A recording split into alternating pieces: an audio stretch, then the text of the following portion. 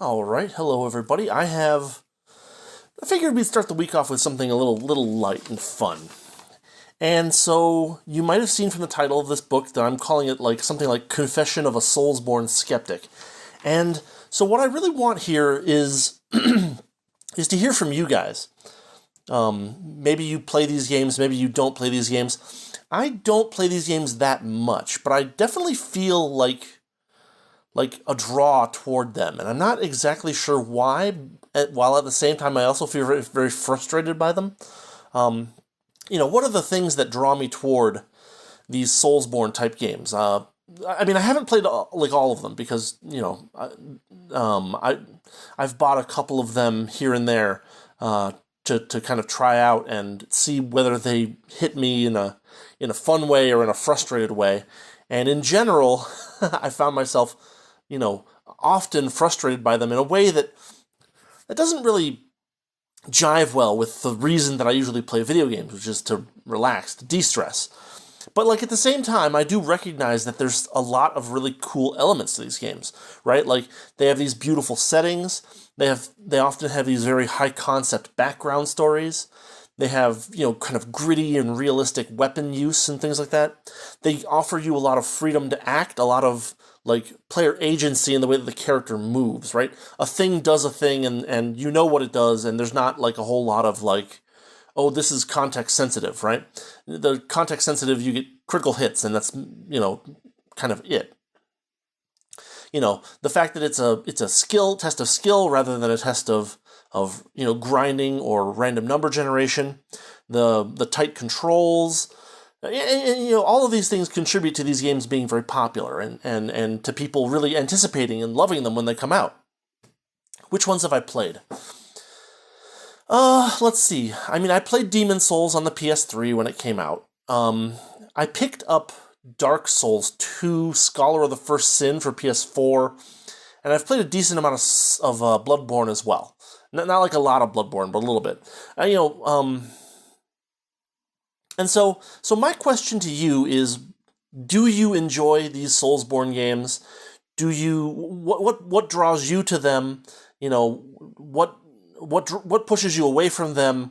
Just kind of curious about this, because this is something that I don't know, I got into a conversation with a friend of mine a while back, and they were like, well, I can't believe that you, as many video games as you play, you don't, like these, Soulsborne games. And I'm like, well, I played NES games back in the day. I've beaten, Bionic Commando and Zelda 2 and Castlevania 1 and 4 without cheating. I've beaten all the Mega Man NES and SNES games. I've beaten Metal Gear Rising on hard. I don't have, I haven't beaten Ghosts and Goblins or Super Ghouls and Ghosts. Haven't beaten Castlevania 3 yet because I didn't own it as a kid. And didn't have a way to play it. Haven't beaten the NES Ninja Gaidens without cheating. I'm decent, but not good. If that makes sense. Been playing video games since 1986. I was probably 3 years old. My uncle had an Atari, and I played a lot of Pitfall 2 and Sequest. And so I feel drawn to play these games, and I feel drawn to try them out and play them a bit. But at the same time, I feel like there's just so much time required to learn all the patterns for it that it doesn't fill that niche that I usually use video games for stress reduction. Rather, I feel often stress increased when playing these games. Maybe that's part of the draw for people. But that's not the reason why I usually play video games, right? There's other things too, the setting seems really rich, but often it's kind of on the surface or in my own head, right? There's not a whole lot of narrative going on throughout the story, as opposed to other fantasy settings where you have a lot of, for example, I'm pretty sure, didn't George R.R. Martin write some of the lore, or help write some of the lore for one of these games, for Elden Ring or something like that? They have decent fantasy chops, but at the same time, when you get there as the player, everything's kind of already done, right? Like everybody's already a zombie. The world, the land is trapped in a never-ending twilight of blah blah blah blah blah. You don't get to engage in any of the cool stuff that happened. It's more Silmarillion than Lord of the Rings, right? Um, there's not a lot of character interaction either. Like you get to talk to characters occasionally here and there, and they kind of sometimes have interesting dialogue loops. But if you think about like your favorite Final Fantasy or something like that, there's like actually like a world of people that are interacting with each other and pulling in opposite directions and stuff like that. Um,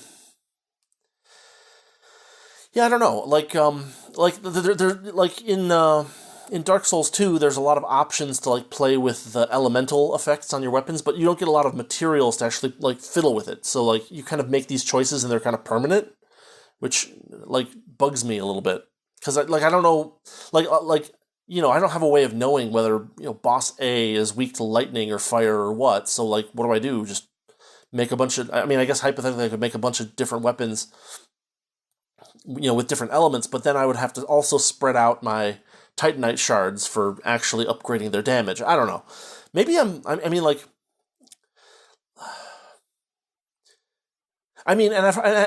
aware that Dark Souls 2 is kind of the black sheep of the series too. So like, I understand that. It kind of bugs me that like my resources are like super limited, but the enemy's resources are not. I feel like I'm not good enough to play it online, kind of thing. So I try to play it in the offline mode if I can. The other thing that happens is because the narrative is so scarce. Like I set down Dark Souls 2 a while back. I was 70 hours in. I had gotten through Drangleic Castle, and I went back and I'm like, wait, why am I still going? Like, shouldn't the castle have cured the curse, or wasn't that the goal, or something? I don't know. And so I ended up having to start a new game. And for a game that is, like 100 hours or something like that, it's tough to start a new game because you don't remember what the hell you were doing when you put the game down for a couple of weeks. I don't know.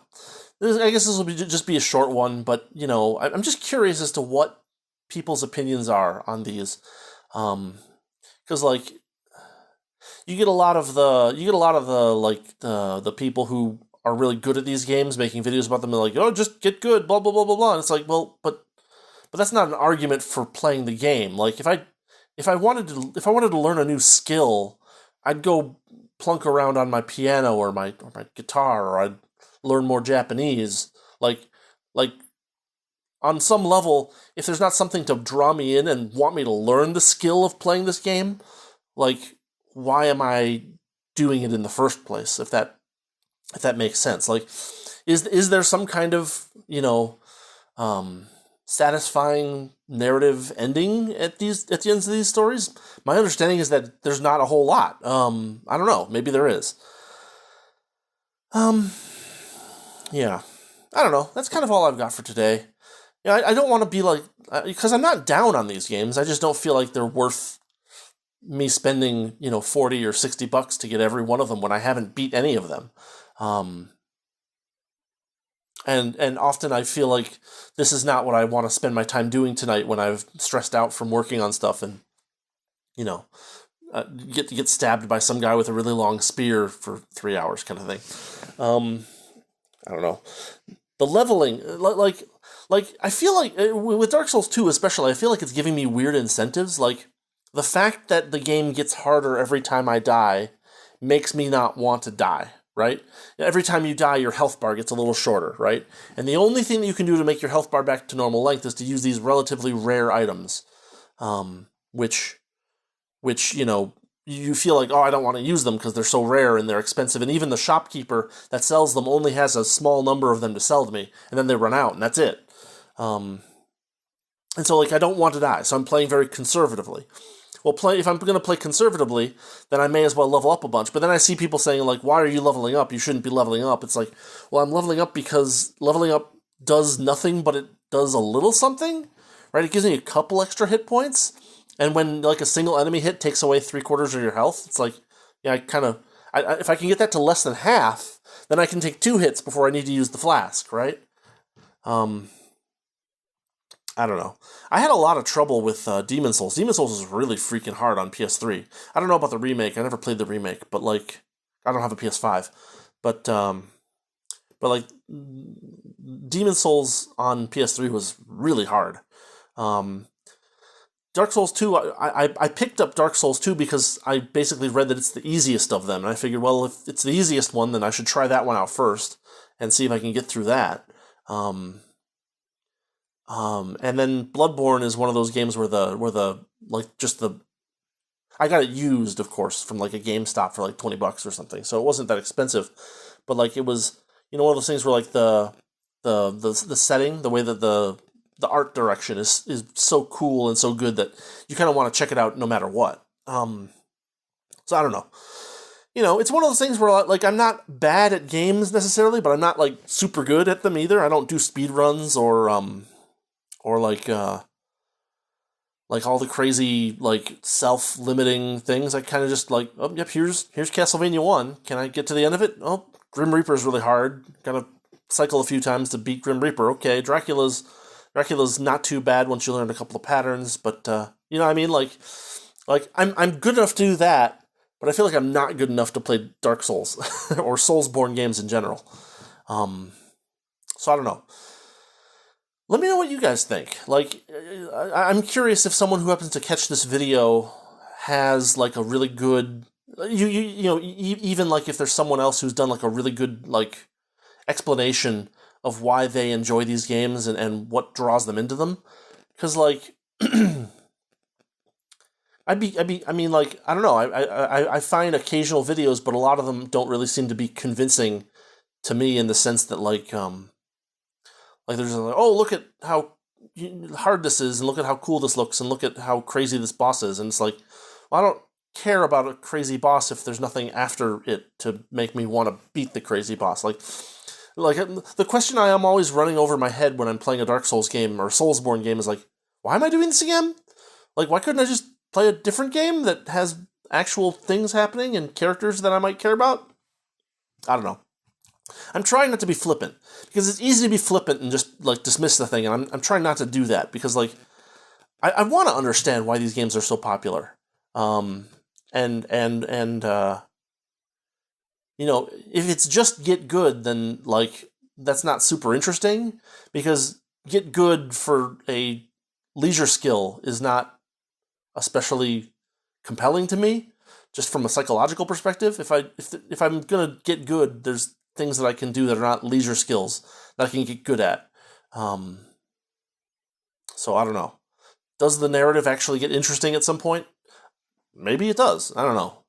Anyway, that's all I've got for today. Thanks for watching. Thanks for listening. Tomorrow we'll have a review of The Thief of Time. Probably later in the week we'll do Mammoths at the Gate. Trying to figure out what else to do this week. I might do a short story reading, because I have some pieces of flash fiction that might be reasonable to read in one of these short videos. I don't know. That's all I've got for now. Anyway, hope you enjoyed. If you like what I'm doing and you want to support the channel, you know what to do. And yeah, see you tomorrow. We'll check out Terry Pratchett's book, Thief of Time. See you then.